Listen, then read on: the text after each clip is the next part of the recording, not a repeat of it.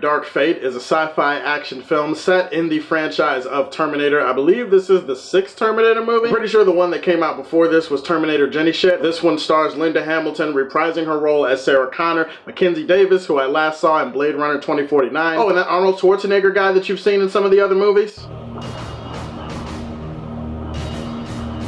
He's back. Screw it. I'm just gonna wear these for the rest of the review because I feel like being extra today. Generally speaking, that's not a great reason to do anything, but it's not a bad reason either. Terminator Dark Fate is directed by Tim Miller. You might know him as the director of Deadpool, and it also brings back James Cameron as a producer, so it's got that going in its favor. So let me break down the story real quick for you, just in case you haven't heard something like this before. Trust me, it's gonna start sounding familiar. There is a Terminator that has been sent from some point in the future back to the past to kill this young woman who holds the key to the survival of the human race, and at the same time, there's also this other enhanced human character who is sent back in time to that same time to protect the girl. Linda Hamilton shows up at one point, and then Arnold Schwarzenegger gets mixed up in it, and then, yep, that's the story. They have to protect the girl from the Terminator. Sound familiar? Right off the bat, I am going to warn you, this movie is going to pull you in a lot of different directions, and I mean that from a character and story perspective. This is going to be divisive. This is going to be polarizing. There's no other way to get around it. I can already tell that there are going to be a lot of fans that are going to absolutely hate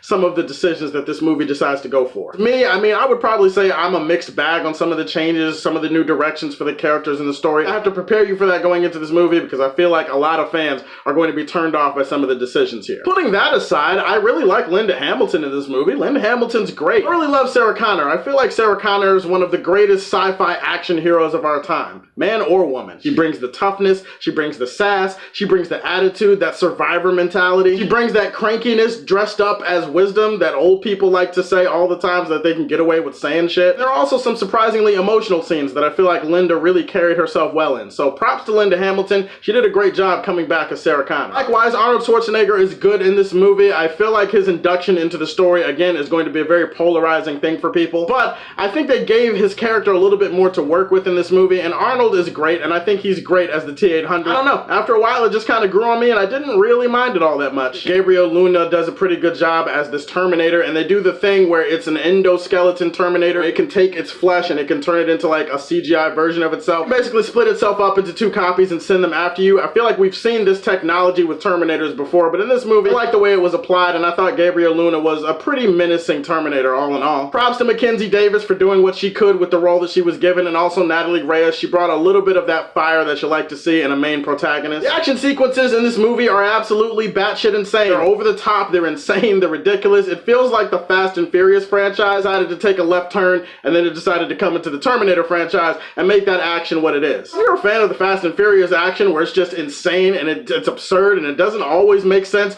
but it's really entertaining, then I feel like you're going to appreciate the action sequences in this movie. It's not like the action scenes are poorly filmed or anything, and I would definitely say that it has its fair share of intense moments and stuff like that, so kudos to this movie for pulling off really good action scenes. I have heard a lot of people say that this is the best Terminator movie since Terminator 2, which a lot of people view as the ultimate masterpiece in the sci-fi genre. I would say, I guess maybe you could make an argument that it's the best one since then, but to be honest, that's like skip hopping over a Snickers. It's a very low bar to set. The problems in this movie leap off the screen at me like a Terminator trying to end my life, and that's what this part of the video is for. One nitpick with the action scenes, I do feel like they were filmed well overall, but I do feel like sometimes the CG in some of the action scenes got a little bit lazy. It's not a really big deal, but it's just something that you notice when you have eyes that have seen so much CG over the years. Like some scenes you're just gonna be like, okay, well, that could have looked a little bit better. I would say the bigger problem that this movie has surrounds its story, and specifically the way it decides to construct and tell its story. This is one of those movies that tries to convince you that it's doing things new, and that it's new. There's new characters, new direction, it's gonna be refreshing, it's gonna be invigorating, it's gonna be innovative. But then when you actually break the story down to its bare concepts, it's really not a new story. It's really just the same old package, it's just, it's got a new layer on it. You know what this movie is? This movie is the same nagging bitch of an ex-wife that you've always had. It's just she's got a new shade of lipstick, or she's got a new purse or something. This is a film that's struggling with an identity crisis. It feels like it doesn't always know how to balance the new and the old within its screenplay. What makes this worse is that the movie movie definitely tries to pay homage, almost to a fault, to some of the older Terminator movies. There are so many callbacks. It makes the movie feel like it's relying on a crutch to tell a story instead of actually telling a good story. Aside from the other nitpicks involved with the divisive nature of some of the story decisions, I feel like the movie didn't do that good a job at trying to get me to feel an emotional connection to some of these characters in this movie. As a result, I feel like some of the emotional moments that they went for fell a little bit flat. The identity crisis of the story, the way that it relies on paying homage to a fault, and the fact that some of the CG in the movie is a little bit sloppy, I can say that I didn't care that much for this one. Terminator Dark Fate was a pretty average movie, and it's gonna suffer the fate of all average movies in the Fortress of Solitude. I know that eyes are windows to the soul, but I feel like we have more of a connection this way. Be honest, you feel closer to me now because I've worn these shades, right? Alright guys, tell me what your favorite moment in the entire Terminator franchise is. Put that in the comment section down below. Please like and subscribe to the Superfan Show, and as always, if you like what you see, tell me how you feel, and stay tuned to hear more from the Man of Steel.